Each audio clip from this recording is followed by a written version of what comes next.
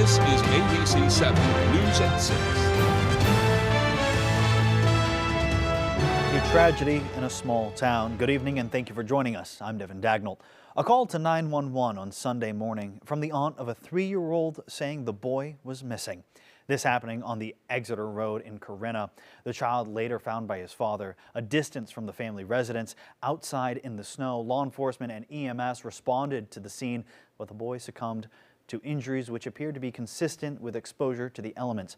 Major Crimes is investigating the circumstances surrounding the child's death.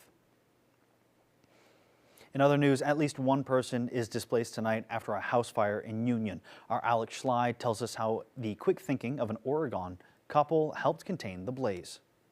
Just before 12 o'clock, Knox County dispatchers began receiving reports of smoke coming out of this house here on Depot Street in Union. Passerby saw smoke coming from the house on the eaves and went up to see if anyone was there, felt the door, it was hot to the touch. According to a neighbor, it was a man and a woman visiting from Oregon who made the 911 call. Union Fire Chief Jesse Thompson says thanks to the couple's quick thinking and the support of 4 surrounding fire departments, the first responders were able to quickly contain the 2-alarm blaze, which was completely extinguished by 2 o'clock. It wasn't fully engulfed. It seemed to be, we kept it to kind of a room and contents fire. Well, Chief Thompson says it appears the fire started in the kitchen. The cause is still unknown.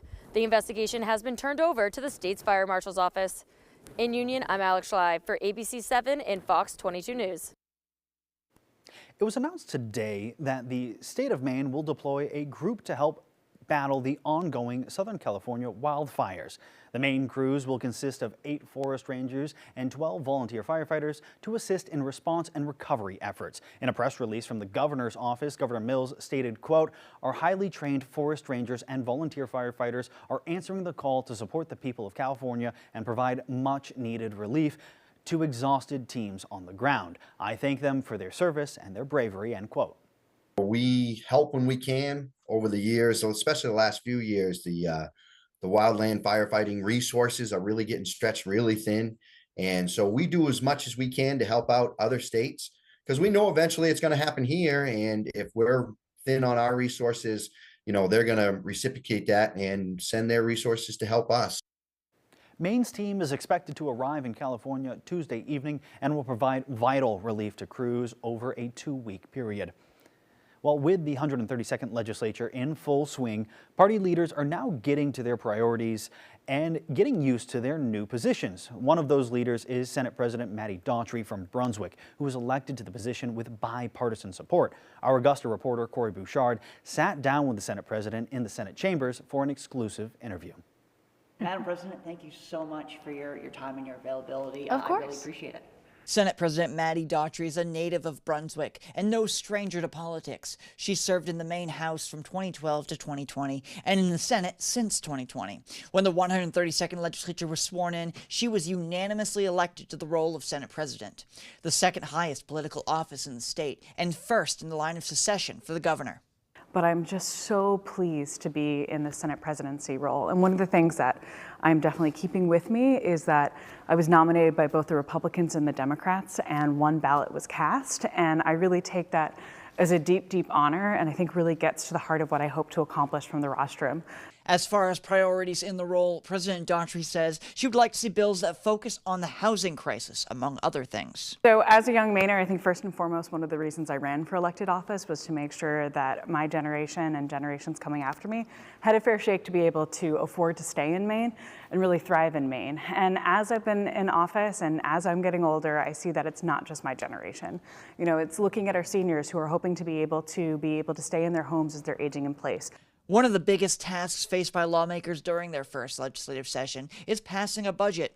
On Friday, Governor Mills unveiled her proposed budget, which has already sparked fierce debate from both sides of the aisle for slashing of programs passed during the last legislature and proposed tax increases. When we're looking at the budget, no matter what year it is, we have to make sure that we are keeping our commitment to Mainers, and that means our commitment to healthcare, to education, and to making sure that our municipalities are able to really succeed. And most importantly, that we we are looking out for property taxes and what it costs to be able to afford to live in our state. President Daughtry adds she wants to see both sides come together in the budget process to pass the budget with a 2/3 majority. To watch our full interview with President Daughtry, you can visit our website. At the State House, I'm Corey Bouchard for ABC7 and Fox 22 News. Maine state troopers are working a tremendous amount of overtime these days. Millions of dollars worth of overtime to be exact. And as Jody Hersey found out, sometimes those extra hours have been by choice. But more often than not, troopers are working extra due to shortages within the department. In 2023, Maine State Police paid over $8 million in overtime to troopers, and Lieutenant Colonel Brian Scott says he expects that number to rise. So you have fewer troopers and detectives that are doing the same job as if we were at full complement. To operate at full capacity, Maine State Police would have 351 troopers on payroll. However, there are numerous vacancies within the department, Scott says, due to the COVID pandemic, retirements, and an anti-law enforcement movement that swept the country in 2021 and 2022. We're going to have considerable overtime. It's an agency that runs on emergencies. It's hard to plan for an emergency. Scott says per contract rules that troopers are not allowed to work more than 18 hours in a day with a 6-hour break or 80 hours in a work week.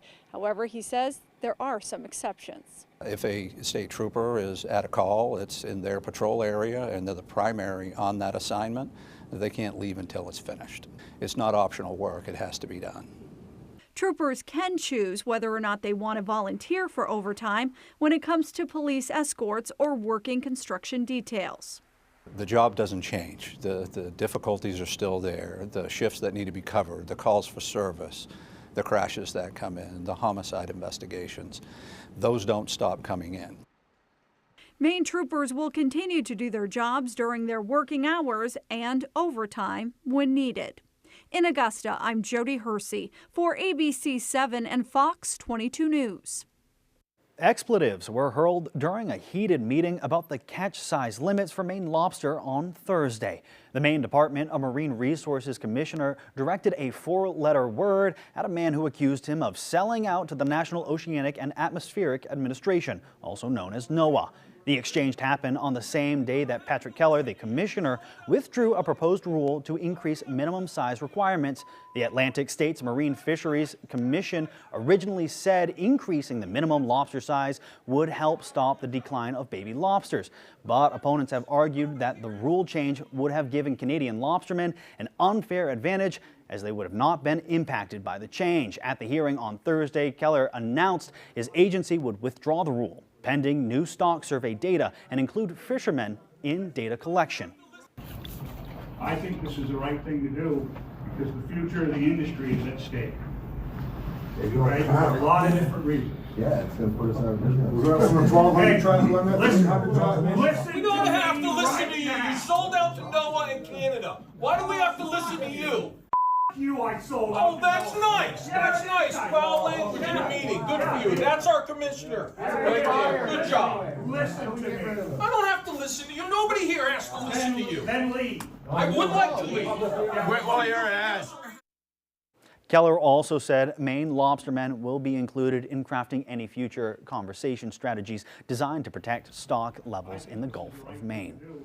Businesses and nonprofits impacted by last year's winter storms that battered the coast have until Tuesday to file for disaster relief funding. The Maine legislature made $10 million available through the Business Recovery and Resiliency Fund in order to provide grant opportunities to those impacted by last year's storms. Businesses and nonprofits affected by the December 18th, 2023 storm and the following 2 storms in January of 2024 are encouraged to fill out an application in order to receive funds. The grant money is intended to pay for damages and can also be used for recovery efforts, rebuilding, and infrastructure upgrades in order to increase a business's resilience to future storms. Applications can be found online at the Maine Office of Business Development. The deadline for filing is Tuesday by midnight. All right, let's turn things over to Chase Ropanak with a first look at our forecast. Thank you very much, Devin. Our first weather today is brought to you by Old Town Redemption Center, offering a 10% bonus on your returnables and a monthly $100 drawing. All right, out there for today, some increasing clouds. We had highs near 30 degrees for today, and with that, we are seeing a little bit of snow to the west of us that will be making its way into town for tonight into tomorrow as well. So we can see not too much snow is going to be making its way through, but right around 5 o'clock in the morning going into the early morning hours for tomorrow, that's when we'll have a little bit of burst of snow here in our region. There will be some other areas up north that may see a little bit of snow out there as well. For highs today, as we said before, right around 30 degrees. We did see some areas above freezing near the coast. Bar Harbor, 35 degrees for you guys, right at freezing for Rockland, and many other areas in those low to mid 30s in the southwestern portion of the state for today. It was a little bit cooler up north. We did see those mid to upper 20s by Clayton Lake and Presque Isle. Their highs right around 26 to 27 degrees for today. Going into tonight, we're going to hit our lows very early. We have a chance to be in those upper teens, but then the rest of the night will be steady right around 22 degrees with some chances for some snow. Devin? Thanks, Chase. More is coming up on ABC 7 News at 6. Stay with us. We live in a beautiful state with places we want to actually visit. And with benefits members can actually use, Community Health Options is doing its best to make health insurance work for all of us. So while you're out there enjoying everything that's great about Maine, we're doing all we can to help you be healthy with plans, prices, and help accessing the care you need. That's Community Health Options, made for members, powered by Mainers. Enroll today at healthoptions.org. A new year and a new adventure with the perfect Chevy to take you anywhere. With pure power unleashed and future-forward technology. Because every mile matters, and every path leads to new possibilities. Qualified Chevy lessees can get this 2025 Silverado for around $409 a month, or current Chevy owners can get $5,000 total cash allowance. Winter is a time to get outside and enjoy all that Maine has to offer. And when it's time to come inside, rest assured everything's toasty because of your Fujitsu heat pump from Valley Home Services. The comfort and warmth of home means more on days like these. Push a button and you'll be snuggling up on the couch in no time. Valley Home Services offers reliable rebates, significant energy savings, and expert installation. Embrace the comfort of Fujitsu heat pumps from Valley Home Services. Call or click today.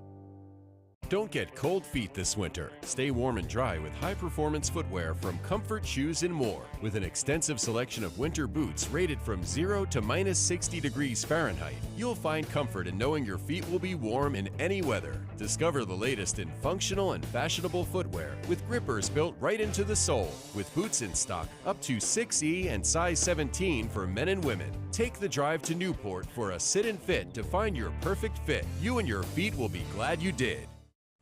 You're watching ABC 7 Bangor.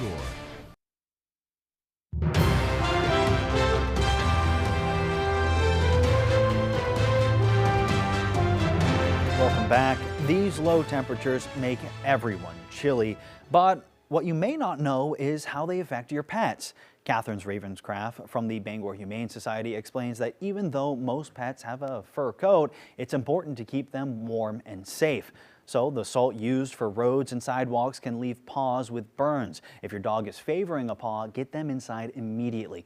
Making sure that cats are inside as much as possible is also important. If your cat insists on exploring, give them a warm space outdoors, such as a box with blankets, and check your car carefully before leaving, as kitties can curl up under your vehicle.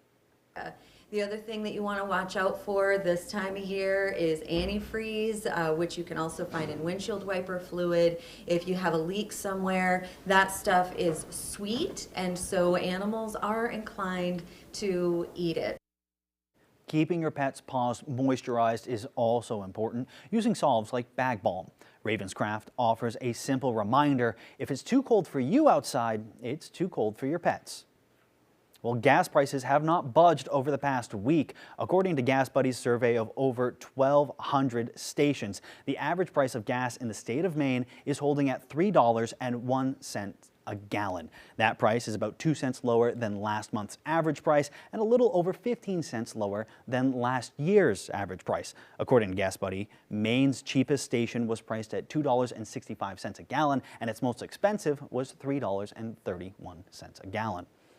Well, there is still more to come on ABC 7 News at 6. Stay with us.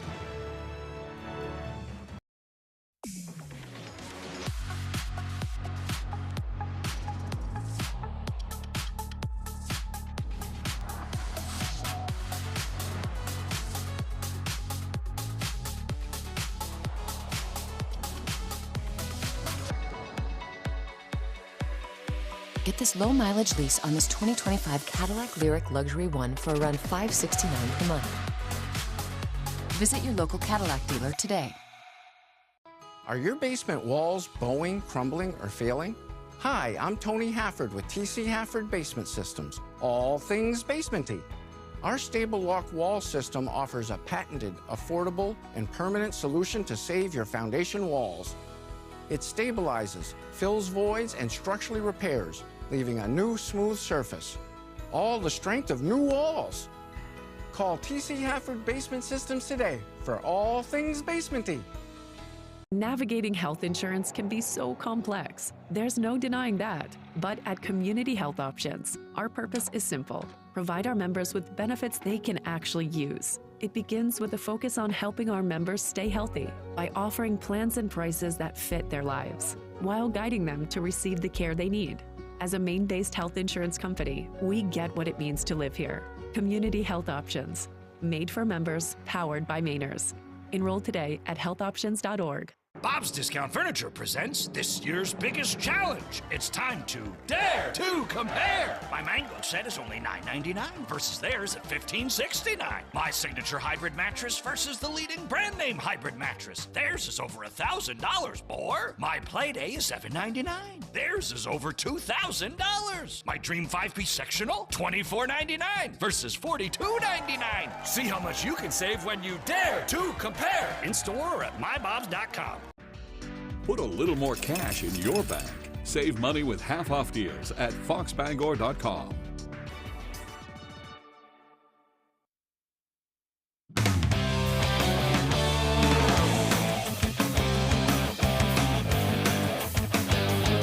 It's been just 7 days since Jerod Mayo coached his last game as the Patriots head coach, and there's already a new head honcho in Foxborough. Welcome back in, everyone. Thank you for staying with us. On Monday, the Patriots officially introducing Mike Vrabel as the franchise's 16th head coach in history.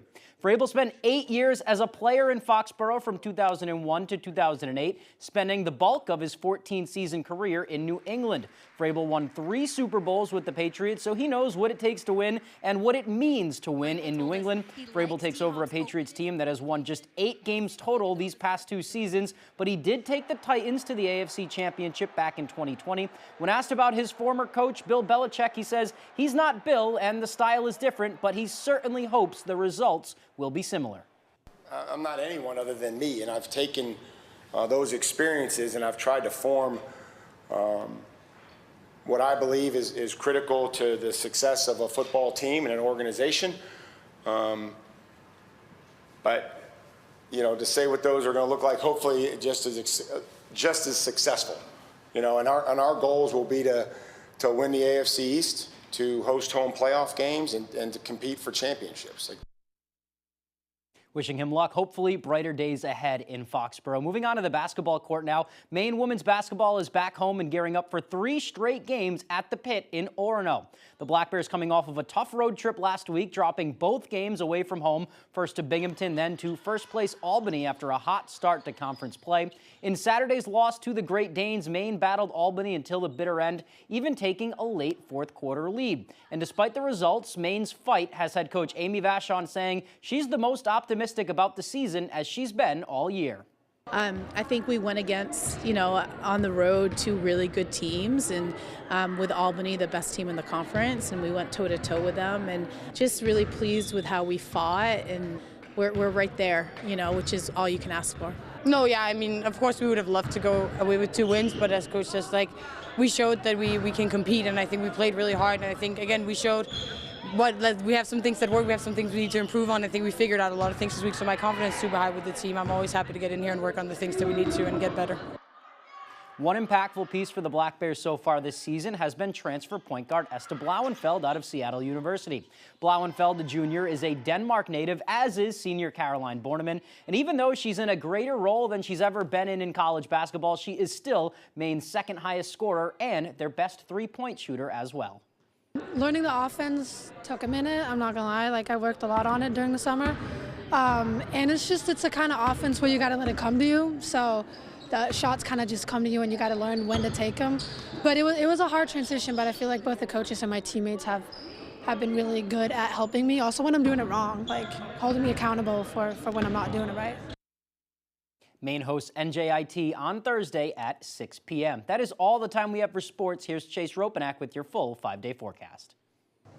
Thank you very much, Tyler. We can see those highs out there for today in the 30s. We saw 30 right here in Bangor, 35 in Bar Harbor, 32 in Rockland. Many other areas right around 32 to 35 degrees in that southwestern portion of the state. We did see those upper 20s near Millinocket and Greenville, right at 29 degrees for you guys today. And then a little bit further north, closer to those mid to upper 20s, near 26 to 27 degrees in areas like Holton, Presque Isle, and Clayton Lake. All right, going to tonight, once we hit our lows right around 8 to 9 p.m., we have a chance to be right around 19 degrees. And then throughout the rest of the night, sticking right around 21 to 22 with some chances for some snow out there as well. We'll be warmer by the coast and a little bit cooler up north, but for tomorrow, another day similar just to today. Highs right around 31, 32 degrees, so right near freezing. Same for the south, or near our coastline, and stretching all the way to Portland, maybe a little bit warmer. Have a chance to hit right around 35 again, but those cooler temperatures staying to the west and up north, where we'll be right around those low to mid 20s for tomorrow. So average high this time of year right around 28 degrees, a little bit above that for tomorrow, but then Wednesday, Thursday, Friday, that's when we have a little bit of a cold snap coming through. When we say cold snap,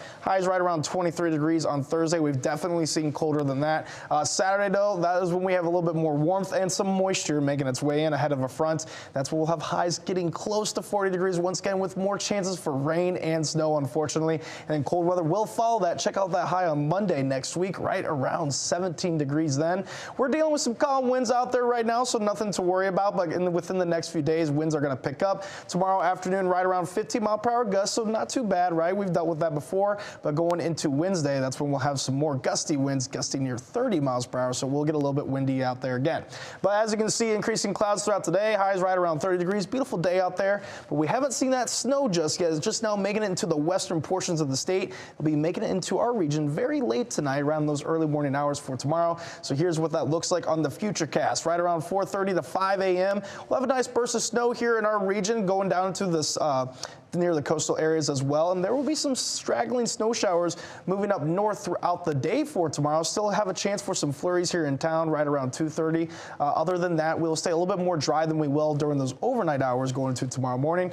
Once we go into Wednesday, that's when we'll have some decreasing cloud cover, and that's when that front's going to hit. Temperatures will be very cold in the single digits going into Wednesday night. So how much snow will we possibly see with the system coming in tonight? Well, this is showing 0 on the board, but we'll still see trace amounts, possibly ½ an inch to an inch, while those heavier amounts will stay up north, right around 1.5 inches to 2 inches possible in our northern counties. So for tonight, lows right around 19 degrees, mostly cloudy with those snow showers moving into town. Winds are going to be calm. Going into tomorrow, they're going to pick up a little bit, gusts up near 15 miles per hour from the west. But other than that, highs near 32 degrees. A few snow showers in our region for tomorrow. Most of them will stay up north, and other than that, mostly cloudy skies. But here's a check out of our extended forecast. We're going to see those cold temperatures moving in Wednesday night once that front makes its way through. Other than that, we'll be warming up into next weekend with that high right around 38 degrees. Devin? Thank you, Chase. There are still more stories to come right after the break. Don't go anywhere. Driving the Nissan Rogue with Google built in is like... Hey Google, turn on Rocky's Food. The ultimate connection. Drive the award-winning Nissan Rogue today. Now get 0% APR financing for 60 months on Rogue. With moderate to severe plaque psoriasis, my skin was no longer mine. My active psoriatic arthritis joint symptoms held me back. Don't let symptoms define you. Emerge as you with clearer skin. With Tremfya, most people saw 100% clear skin that stayed clear, even at 5 years. Tremfya is proven to significantly reduce joint pain, stiffness, and swelling. Serious allergic reactions and increased risk of infections may occur. Before treatment, your doctor should check you for infections and TB. Tell your doctor if you have an infection, flu-like symptoms, or if you need a vaccine. Emerge as you with clear skin. Ask your doctor about Tremfya. You come alive in the dead of winter and start work early on snow days, because snowed in is not an option. The Kubota Snow lineup of compact tractors, RTVs, and versatile attachments are built to move, plow, blow, and thrive in the winter. So when the snow falls, you could rise to meet it. Right now, bring home select Kubota equipment for 0 down, 0% APR for up to 84 months, plus save up to $300. Available at Doors Equipment, 1468 Outer Hammond Street, Bangor. I'm Jim with Lowry & Associates. A husband and wife called me after they were hit by a drunk driver. We've got them a $400,000 settlement they were able to use for their retirement. Call me. I'm your go-to guy. Driving the Nissan Rogue with Google built in is like... Hey Google, turn on Rocky's Food. The ultimate connection. Drive the award-winning Nissan Rogue today. Now get 0% APR financing for 60 months on Rogue.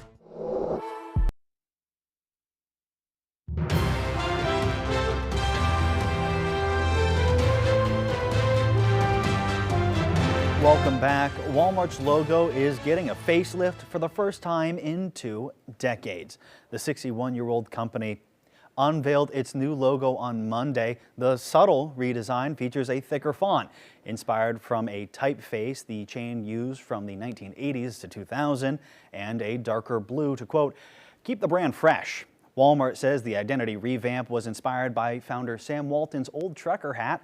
You'll be able to see the updated logo on the website and app later this month. Walmart will roll out the new logo over time to its more than 10,000 stores.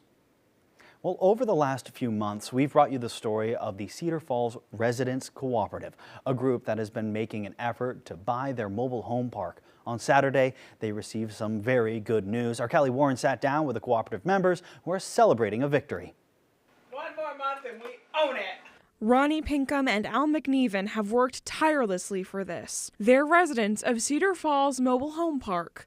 Oh my God, this is ours. It's not going to be taken. And they're finally able to say they own the park. But now it's all legal paperwork and through the lawyers and all the closing we have to do. You finally reached the boring part. Yeah. Yeah. No, I don't think it's going to be boring.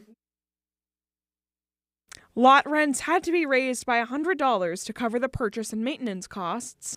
$550 is the lowest we could get it, and residents weren't too bad. But the cooperative says that is temporary, and new lots will be added in a future expansion, bringing rents down.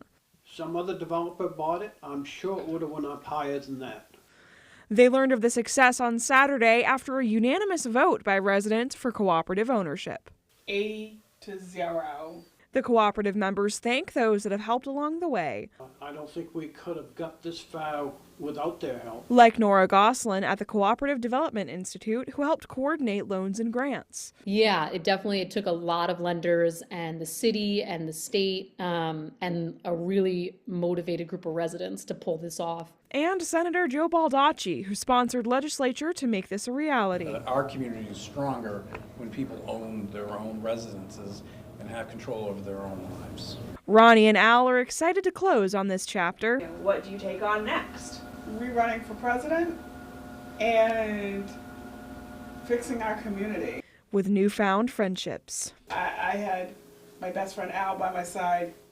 In Bangor, Callie Warren, ABC 7 and Fox 22 News. That's really great. You know, just as Senator Baldacci said right there, it's really great when residents can own the land that they live on. So just kudos to them. Great to see all that hard work finally paying off. That does it for us tonight from all of us here at ABC 7. We hope you have a great rest of your evening. But for more of your local news, you can join us over on Fox 22 News Tonight at 6:30.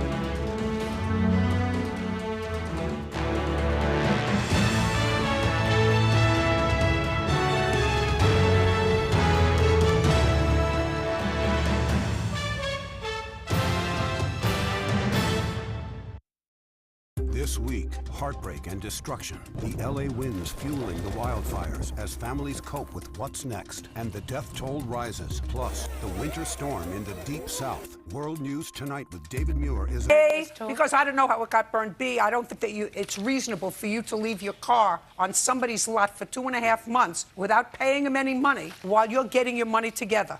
I don't think that that's reasonable behavior, so you're not getting any money. Okay, well, if you look at the pictures, at the evidence that I have, you see where he was burning his rubbish, where my car was in location to his rubbish container. Did you tell her to get the car off your lot? That's what you say in your answer. You told her that she should come and get her car. That's what you wrote in your answer. Is that true? Right. Good. Case is dismissed. We're done. Are you serious? We're done. Parties are excused. You may step out. Judge Judy continues in a moment. And on the next Judge Judy. My opinion's the only one that counts.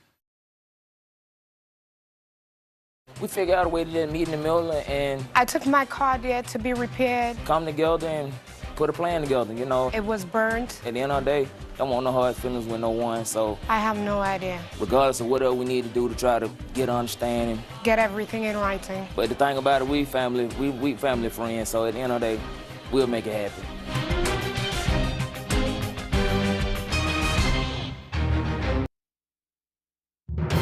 Coming up, the governor proposes a new tax on cigarettes and tobacco products. Plus, in national news, we have updates on the fires that currently span thousands of miles across Southern California.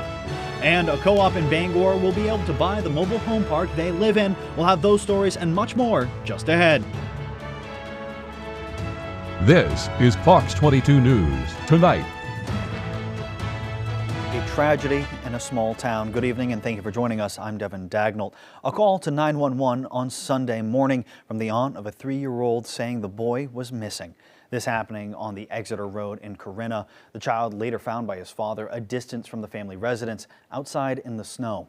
Law enforcement and EMS responded to the scene, but the boy succumbed to injuries which appear to be consistent with exposure to the elements. Major Crimes is investigating the circumstances surrounding the child's death. At least one person is displaced tonight after a house fire in Union.